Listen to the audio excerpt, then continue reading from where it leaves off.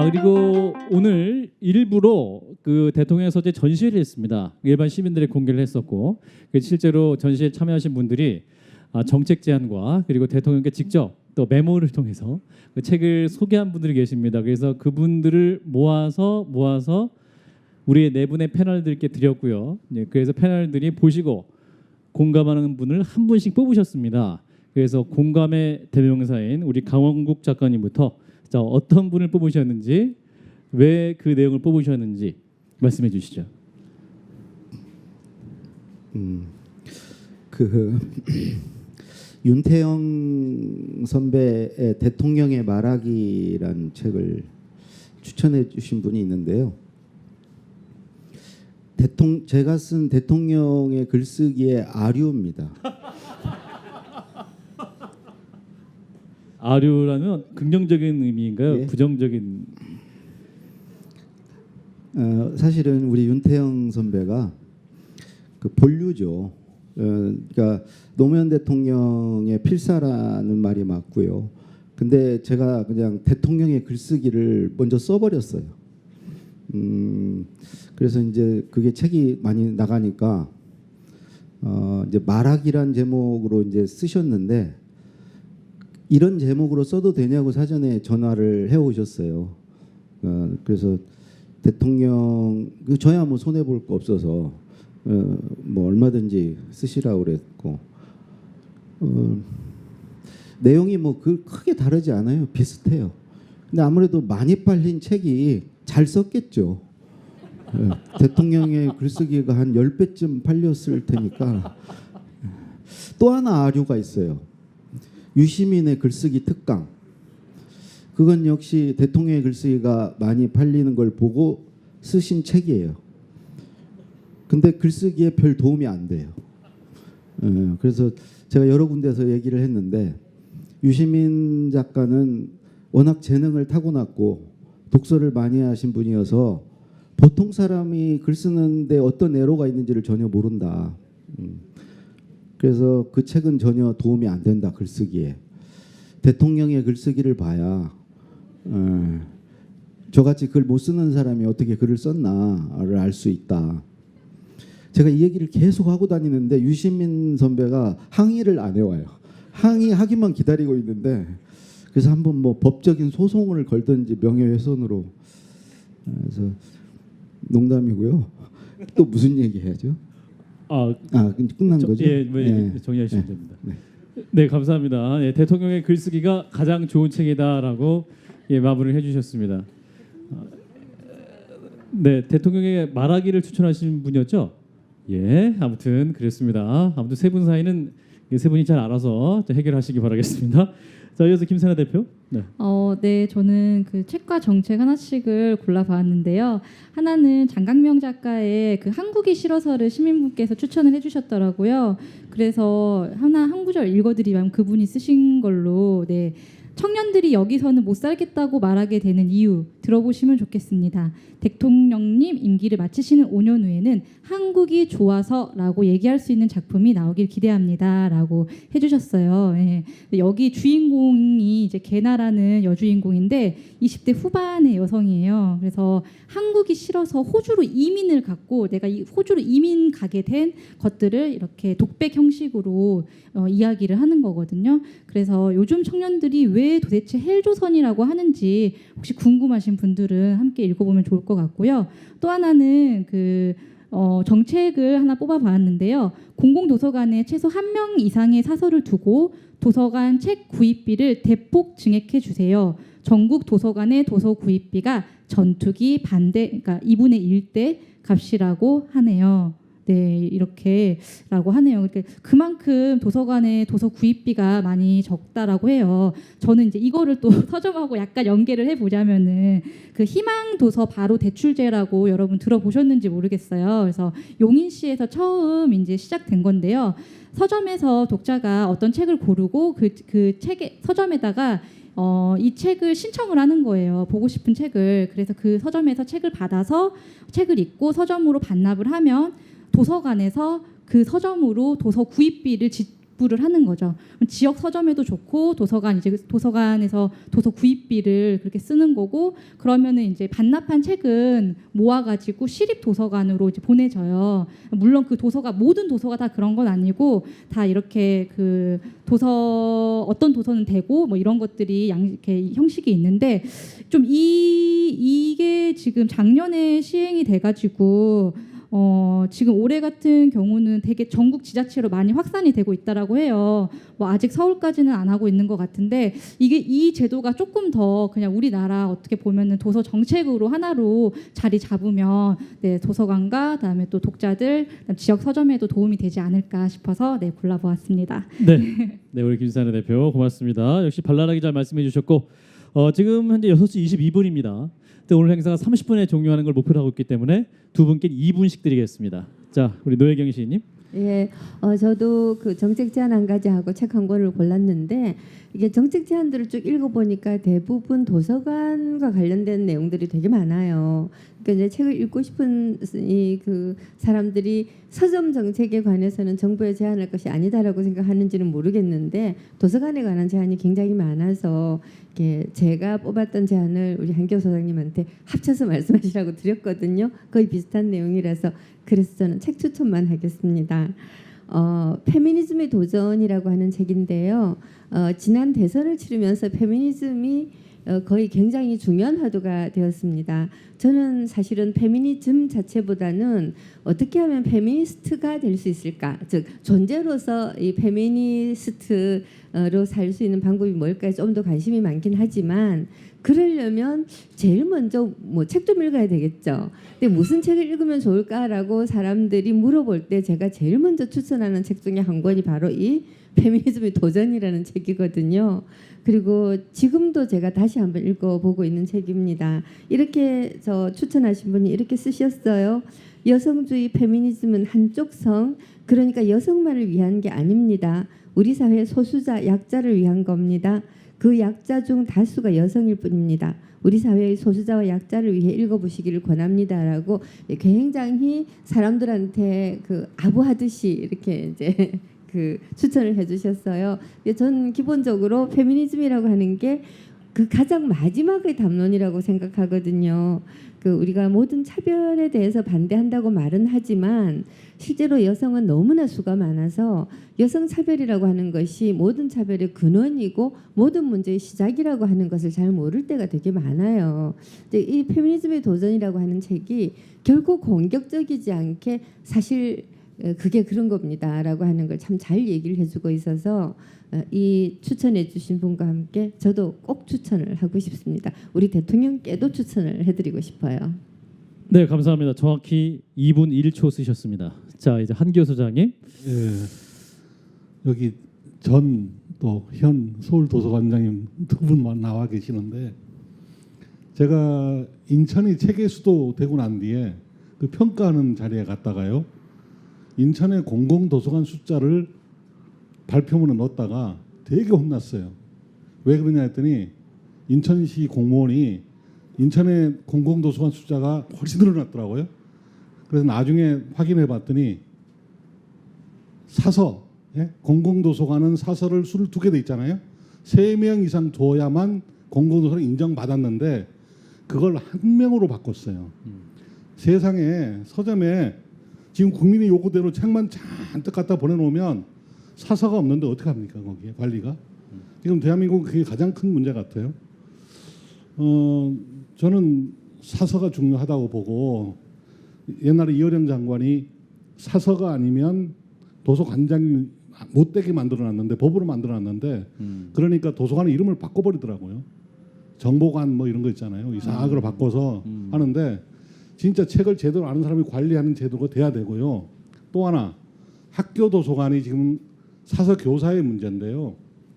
노무현 대통령 시절에 노무현 정부 시절에는 100명, 180명, 최하 100명 이상을 사서 교사를 임명을 했어요. 그러니까 12,000개 학교 중에서 한꺼번에 다 하면 예산이 많이 드니까 그래도 늘려간다. 100명씩이라도 늘렸으면 지금 상당히 많이 됐을 텐데 이명박 정부 시절에 단 1명 결혼 보충했고요. 그다음에 박근혜 정부 시절에 제조입니다. 그래서 저는 문재인 정부 시절에 제발 좀 학교에 사서 교사를 늘려라. 책을 좀 알고 전문하는 걸 해야지 인력이 있어야 책이 많아도 관리가 되고 되죠. 지금 이 구조는 아닙니다. 그리고 세상이 아까 말씀드렸지만 자꾸 큐레이션 하는데 3일마다 정보의 양이 2배로 늘어나는 세상에서 그거를 정리해주지 않는 사람을 쓰지 않고 뭐가 되겠습니까? 네. 더군다나 지금 문재인 정부가 이제 늘리겠다 그러잖아요. 근데 거기에 사서 교사, 사서가 없는 게 조금 아쉽더라고요. 그 말씀드리겠습니다. 네, 감사합니다. 네, 도서관 관련 그리고 또 사서 관련 정책적인 제안 몇 가지의 또 추천 도서까지 만나봤습니다. 자, 국민과 함께 대통령과 함께 행복한 책 읽기 토크쇼 광화문 1번가에서 함께 하고 계시는데요. 오늘 굉장히 비가 오는 궂은 날씨에도 불구하고 많은 또 시민 여러분이 함께 해주셨습니다. 그래서 한 2분 정도만 대통령께 직접 추천하고 싶은 책이 있으시다거나 혹은 여기 앉아 계신 패널 중에 만나고 싶었는데 오늘 만나서 혹시 물어보고 싶었던 거 있으신 분은 손을 들어주시면 마이크를 전달해 드리면서 말씀하실 수 있는 기회를 드리도록 하겠습니다. 자, 혹시 계실까요? 예, 맨 앞에 계십니다. 마이크 좀 전달해 주시죠. 네, 카메라가 찍으셔야 되는 거죠? 찍으실 겁니까? 예, 잠깐만 기다려 주세요. 네, 카메라맨이 가고 있습니다. 자, 준비되셨죠? 굉장합니다 지금. 큐. 예, 어디 사신 누구신지요? 저는 옥수동에 사는 김재은이라고 합니다. 오늘 네 분 이야기 들으면서 저부터 여러 가지를 좀 생각하게 하네요. 책이라는 거, 글을 쓴다는 거, 그리고 말을 한다는 거가 어떤 건지를 한번 이렇게 돌아보는 아주 소중한 시간이었고요. 저는 제가 쓴 책을 한번 소개를 하려고 합니다. 제가 쓴 책이어서가 아니라서요. 아니라 정말 대한민국이 행복하게 되었으면 좋을 것 같아요. 전 정부가 국민 행복 시대를 이야기를 했지만 정말 그 말이 무색할 정도로 국민을 불행의 구렁텅이로 빠져들게 했잖아요. 그래서 정말 이 문재인 정부가 정말 행복한 나라를 만드는데 말이 아니라 실질적인 프로그램이나 실질적인 내용으로 행복한 나라를 만들었으면 좋을 것 같아요. 그래서 제가 쓴 책이 뭐였냐면 저는 이제 행복 디자이너라는 말 쓰고 있거든요. 행복 디자이너 김재은의 극갓 행복이에요. 행복이 너무 무겁고 뭔가 추상적이고 하는 게 아니라 정말 우리 삶 속에서 아주 쉽게 그리고 내 마음만 열어도 뭔가 이 새로운 어떤 행복의 에너지가 느낄 수 있는 그런 어떤 문화, 그런 사회가 되었으면 좋을 것 같아요. 그래서 제가 이제 말 그대로 제가 하고 싶은 행복에 대한 이야기를 쓴 거거든요. 그래서 그거를 꼭 문재인 대통령님께 좀 권해드리고 싶고 많은 분들이 함께해서 정말 대한민국이 정말 행복한 나라로 가는데 일조를 하면 좋을 것 같아서 소개해드립니다. 고맙습니다. 네, 감사합니다. 네, 귀한 말씀 감사하고요. 자, 한 분만 더 말씀 들어볼까요? 네, 오늘 관객 여러분이 굉장히 그 식자층이신 것 같습니다. 최소한 석사 이상. 왜냐하면 한 분도 안 움직이시고 움직이지도 않으시고 표정도 안 바뀌시고 웃지도 않으시고 대단하신 분들입니다. 자, 그러면 안 계시면 제가 직권으로 한 분만 더 시키겠습니다. 대한출판문화협회 회장님 나와 계시는데 한 말씀 짧게 좀 전해주실까요? 네. 네, 안녕하십니까. 대한출판문화협회 회장 윤철호입니다. 오늘 그 준비한 말이 없는데 오늘 말씀 잘 들었고요. 윤철호입니다. 윤철호. 임철호가 아니라 네, 윤철호 회장님. 네. 무슨 말을 하지? 하여튼 이 비가 오는데 많이 참석해 주셔서 고맙고요. 저희 회사 저는 사실 뭐 개인적으로 이 우리 회사 저도 사업을 하는 입장이라서 이런데 소개할 책을 좀 많이 만들어야 되겠다 이런 생각을 좀 개인적으로 좀 엉뚱한 생각을 좀 했고요. 저는 사실은 사실 행사가 좀 아주 잘 안 될 줄 알았는데 출판계에서 300 몇십 건이나 추천을 하고 이렇게 많이 홍보는 사실 못했는데도 이 정부의 출범에 대해서 많은 관심과 이 에너지가 상당히 많다는 생각을 좀 했고요. 우리 출판계가 오히려 이걸 계기로 자극을 받아서 조금 더 힘들을 모아서 이 정책적으로도 우리 국민들의 어떤 목소리가 출판으로 많이 반영되는 그런 기회를 만들어야겠다 이런 생각을 하게 됐습니다. 예, 고맙습니다. 네, 감사합니다. 자, 오늘 대통령의 서재 전시회와 그리고 국민과 함께 대통령과 함께 행복한 책 읽기 시간, 네, 1시간 반 동안 함께 하셨습니다. 함께 해주신 우리 관객 여러분, 시민 여러분 다시 한번 감사드리고 우리 네 분 패널 여러분께 딱 1분씩 또 정리할 멘트한 시간을 드리도록 하겠습니다. 우리 강원국 작가님께서 본인이 먼저 하시겠다 마이크를 잡으셨습니다. 네. 아무래도 걸리네요. 그 윤태영 선배는 제가 제일 존경하는 선배시고요. 제가 그분께 글을 배우다시피 했습니다. 그리고 그 유 작가님은 그냥 얘기한 그대로입니다.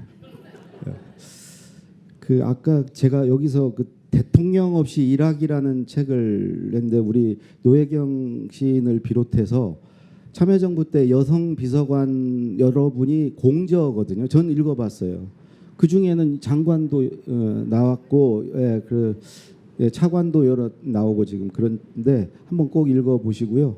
끝으로 하나만 말씀드릴게요. 저는 이제 앞으로 우리 출판사가 우리 그 60세 이후 인생을 책임지는 거점이 돼야 된다고 생각합니다. 그러니까 출판사에서 단순히 책만 내는 게 아니고 그 어떤 한 사람이 60년 동안 쌓아온 지혜라든가 어떤 삶의 여정을 책으로 묶어내고 그 이후에 그 사람이 그 책을 가지고 살아갈 수 있도록 이 관리도 해주고 그분이 강의도 하고 그걸 가지고 뭘 할 수 있도록 총체적으로 그 사람 인생을 책임지는 거점이 출판사가 돼야 된다. 이게 이제 출판업 협회 행사기 때문에 마지막으로 말씀드렸습니다. 예, 감사합니다. 우리 강원 작가님 그 말씀 감사드리고 윤태영 실장님을 굉장히 존경하신답니다. 예, 참고해 주시기 바라겠습니다. 그리고 아까 말씀하신 거에 덧붙이면 그러니까 한 명의 노인은 한 개의 도서관이라는 말씀이 있죠. 말씀하신 덧붙여서 출판 업계가 또한 그런 우리 한 사람 한 사람 지혜를 잘 담아낼 수 있는 그런 통로가 되면 좋겠다라는 그런 바람이 있습니다. 자, 우리 김선아 대표. 네, 저는 출판계에서 에디터로도 일을 했고 현재는 뭐 서점 일도 하고 있고 또 제 주변에는 책을 전혀 읽지 않는 그냥 정말 도서 정가제가 악법이라고 생각하는 친구들도 많이 둔 네, 해일 조선에 살고 있는 네, 여성으로서 각자의 그런 이익이나 이해관계가 저는 너무나도 여실히 다 보이니까는 그런 부분들이 마음 아픈 부분들도 있더라고요. 그래서 근데 저는 그게 약간 소통의 부재라고 생각을 해요. 그래서 저희가 지금 뭐 비록 그 대통령 그 정부나 아니면 대통령님께 이렇게 정책을 제안해 드렸지만 사실 뭐 정책 탓만할 문제는 아니라고 좀 감히 좀 네, 건방지게 한번 이야기를 해 봅니다. 그래서 도서 정가제에 대해서 국민들에게 좀 더 설득할 수 있는 그거에 대해서 정말 모르는 분들이 많이 있어요. 제 친구들도 그렇고 그래서 제가 작년에도 카드 뉴스를 만들었던 이유가 그거였거든요.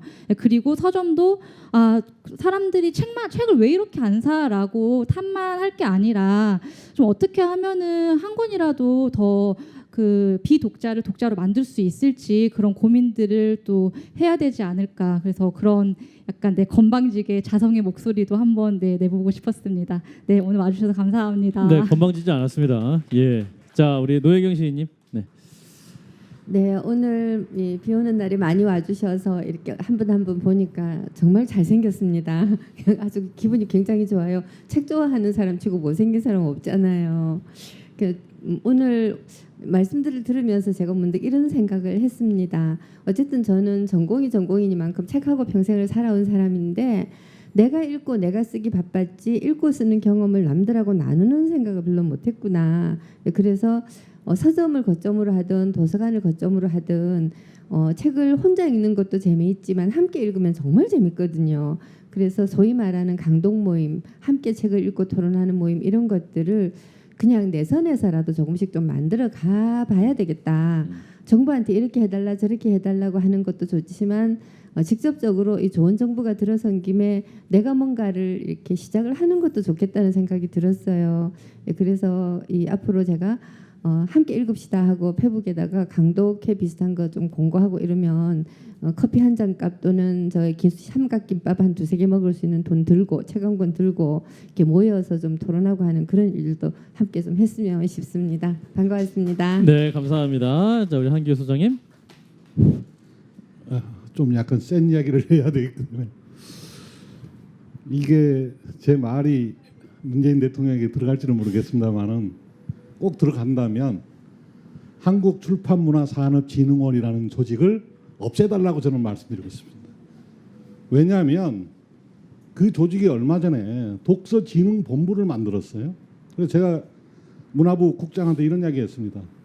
아니 출판을 그만큼 말아먹었으면 됐지 왜 독서까지 말아먹냐, 왜 그러냐 그랬어요. 그랬더니 왜 그러냐 묻잖아요. 당연히 너희들, 저는 당모이라고 표현합니다. 국가 예산을 당모이를 다 던져주면서 강훈구 선생님이 인기가 있으니까 그러지는 않을 텐데, 예? 뭐 녹색평론하는 김정철 선생 같은 저런 사람 빨갱이를 왜 저 강사로 모시냐, 예?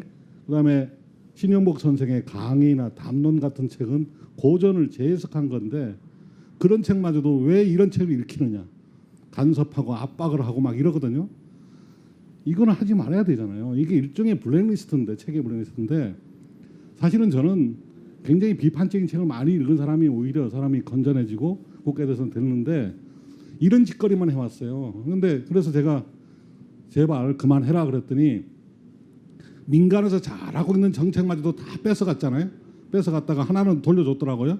독서 동아리 사업은 책사회 아까 오셨던데 뭐 돌려줬던데, 정부가 그냥 국민을 통치하게 관리하는 거 이런 거 하지 말고 제발 좋은 정책이 있으면 제시하고, 예? 지원은 하되 간섭은 제발 하지 말아줘라.